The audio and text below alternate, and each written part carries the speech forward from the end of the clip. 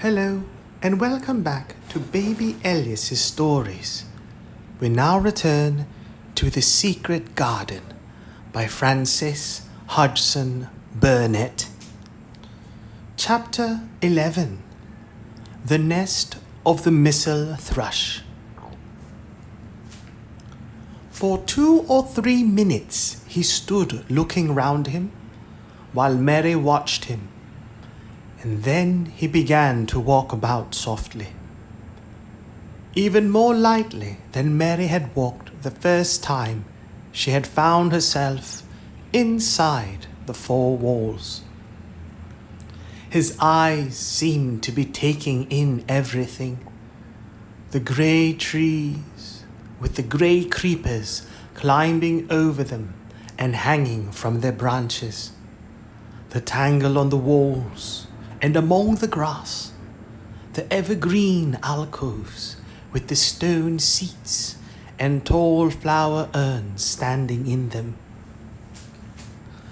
"I never thought I'd see this place," he said at last in a whisper. "Did you know about it?" asked Mary. She had spoken aloud, and he made a sign to her. "We must talk low," he said, "or someone will hear us and wonder what's to do in here." "Oh, I forgot," said Mary, feeling frightened and putting her hand quickly against her mouth. "Did you know about the garden?" she asked again when she had recovered herself. Dickon nodded. "Martha told me there was one as no one ever went inside," he answered. "Us used to wonder what it was like." He stopped and looked round the lovely grey tangle about him, and his round eyes looked queerly happy. "Aye, the nest as'll be here come springtime," he said. "It'll be the safest nesting place in England. No one never coming near entangles of trees and roses to build in. I wonder all the birds on the moor don't build here." Mistress Mary put her hand on his arm again, without knowing it. "Will there be roses?" she whispered. "Can you tell? I thought perhaps they were all dead." "Eh, no, not them, not all of them," he answered. "Look here." He stepped over to the nearest tree, an old one with grey lichen all over its bark, but upholding a curtain of tangled sprays and branches. He took a thick knife out of his pocket and opened one of its blades. There's lots of dead wood as ought to be cut out," he said. "And there's a lot of old wood, but it made some new last year. This here's a new bit." And he touched a shoot, which looked brownish green instead of hard, dry grey. Mary touched it herself in an eager, reverent way. "That one," she said. "Is that one quite alive? Quite?" Dickon curved his wide, smiling mouth. "It's as wick as you or me," he said, and Mary remembered that Martha had told her that wick meant alive or lively. "I'm glad it's wick," she cried out in a whisper. "I want them all to be wick. Let us go round the garden and count how many wick ones there are." "John Wick?" She quite panted with eagerness, and Dickon was as eager as she was. They went from tree to tree and from bush to bush. Dickon carried his knife in his hand and showed her things which she thought wonderful. "They've run wild," he said, "but the strongest ones has fair thrived on it. The delicate delicatest. The delicatest ones has died out, but the others has grown and spread, till they's a wonder. See here. And he pulled down a thick grey, dry-looking branch. A body might think this was dead wood, but I don't believe it is. Down to the root, I'll cut it low down and see. He knelt with his knife, cut the lifeless-looking branch through, not far above the earth. There, he said exultantly. He said exultantly. I told thee so. There's green in that wood yet. Look at it. Mary was down on her knees before he spoke, gazing with all her might. When it looks a bit greenish and juicy like that, it's wick, he explained. When the inside is dry and breaks easy, like this here piece I've cut off, it's done for. There's a big root here, as all this live wood sprung out of, and if the old wood's cut off and it's dug round and take care of there'll be. He stopped and lifted his face to look up at the climbing and hanging sprays above him. There'll be a fountain of roses here this summer. They went from bush to bush and from tree to tree. He was very strong and clever with his knife, and knew how to cut the dry and dead wood away, and could tell when an unpromising bough or twig had still green life in it. In the course of half an hour, Mary thought she could tell too, but when he cut through a lifeless-looking branch, she would cry out joyfully under her breath when she caught sight of the least shade of moist green. The spade and hoe and fork were very useful. He showed her how to use the fork while he dug about roots with the spade and stirred the earth and let the air in. They were working industriously round one of the biggest standard roses when he caught sight of something which made him utter an exclamation of surprise. "Why," he cried, pointing to the grass a few feet away. "Who did that there?" It was one of Mary's own little clearings round the pale green points. "I did it," said Mary. "Why, I thought thou didn't know nothing about gardening," he exclaimed. "I don't," she answered. But they were so little, and the grass was so thick and strong, and they looked as if they had no room to breathe, so I made a place for them. I don't even know what they are. Dickon went and knelt down by them, smiling his wide smile. "Thou was right," he said. "A gardener couldn't have told thee better. They'll grow now like Jack's beanstalk. They're crocuses and snowdrops, and these here is narcissuses." Turning to another patch. "And here's daffodillies. Hey, they will be a sight." He ran from one clearing to another. "Thou has done a lot of work for such a little wench," he said, looking her over. "I'm growing fatter," said Mary, "and I'm growing stronger. I used always to be tired. When I dig, I'm not tired at all. I like to smell the earth when it's turned up." "It's rare good for thee," he said, nodding his head wisely. "There's not as nice as the smell of good clean earth, except the smell of fresh growing things, and when the rain falls on 'em.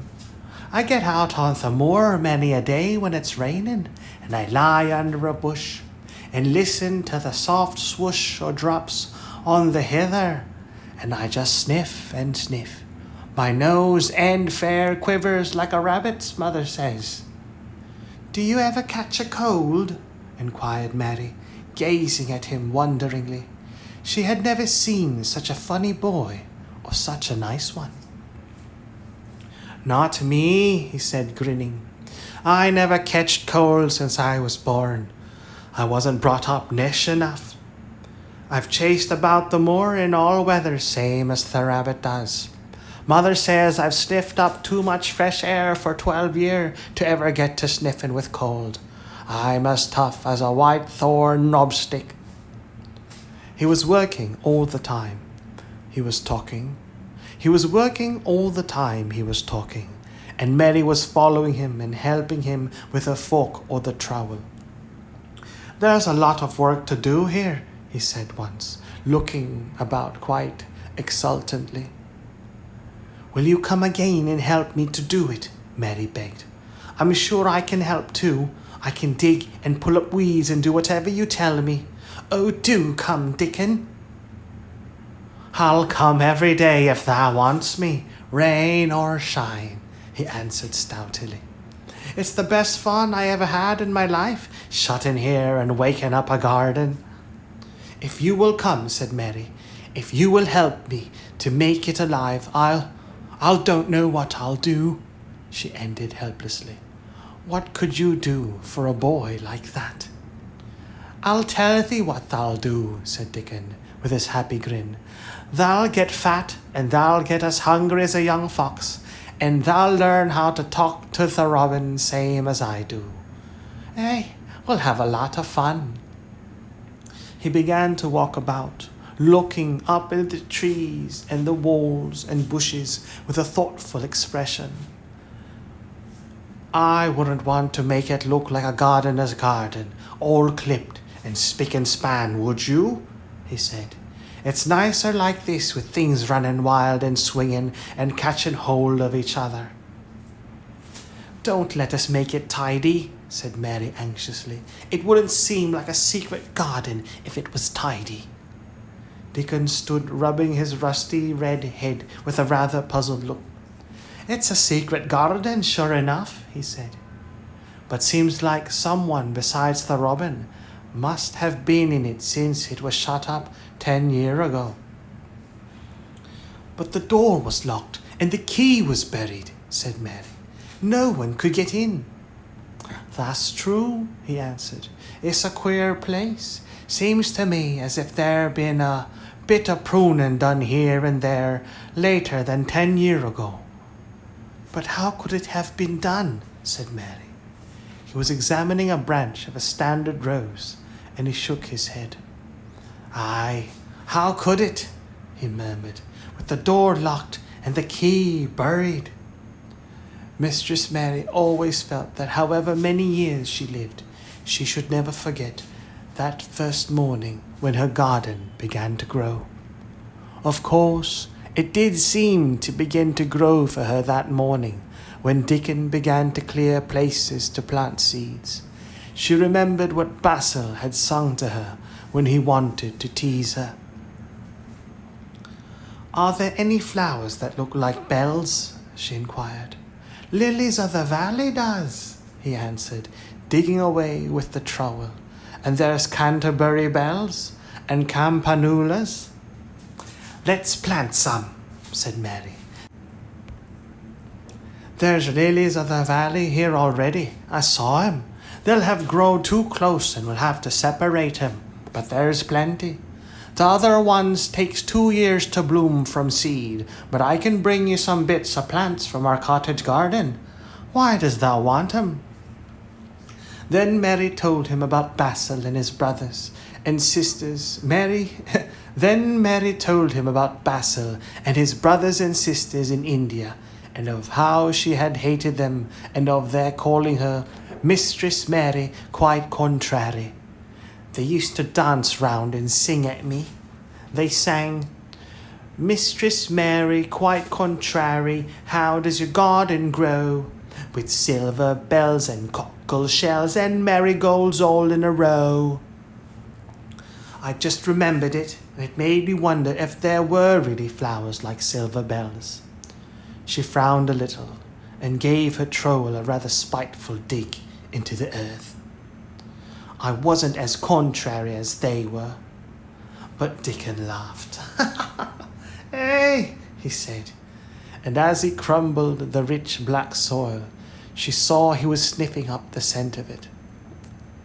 There doesn't seem to be no need for one to be contrary when there's flowers and such like, and such lots of friendly wild things running about, making homes for themselves, or building nests, and singing and whistling, does there?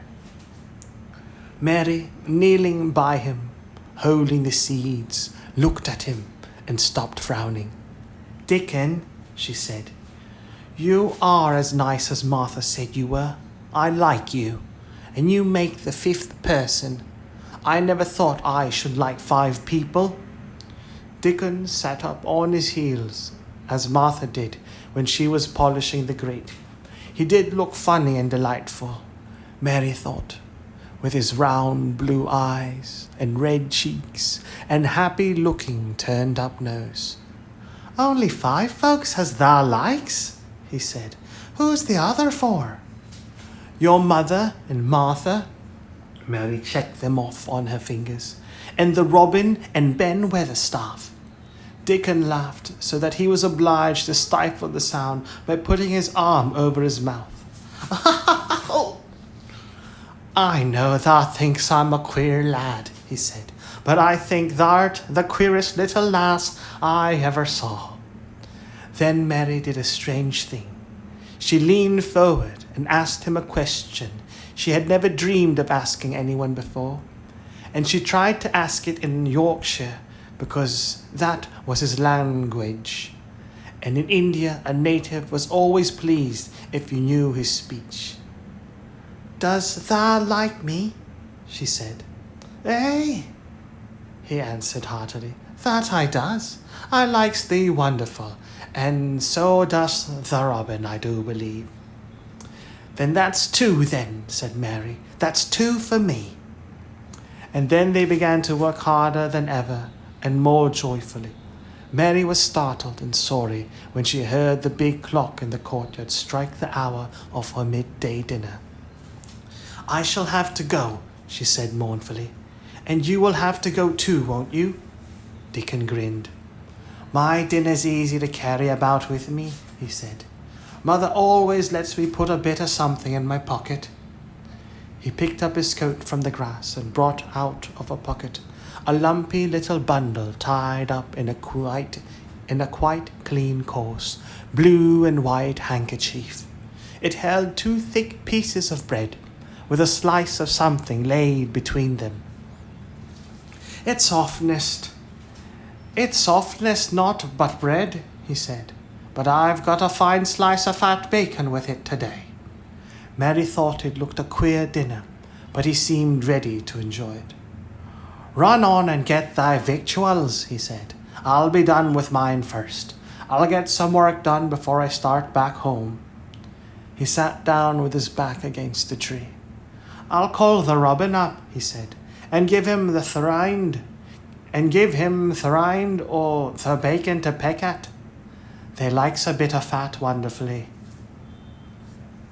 Mary could scarcely bear to leave him. Suddenly it seemed as if he might be a sort of wood fairy who might be gone when she came into the garden again. He seemed too good to be true. She went softly halfway to the door in the wall, and then she stopped and went back. Whatever happens, you never would tell, she said. His poppy-coloured cheeks were distended with his first big bite of bread and bacon. But he managed to smile encouragingly. If thou was a Missel Thrush and showed me where thy nest was, does thou think I'd tell anyone? Not me, he said. Thou'rt as safe as a Missel Thrush. And she was quite sure she was.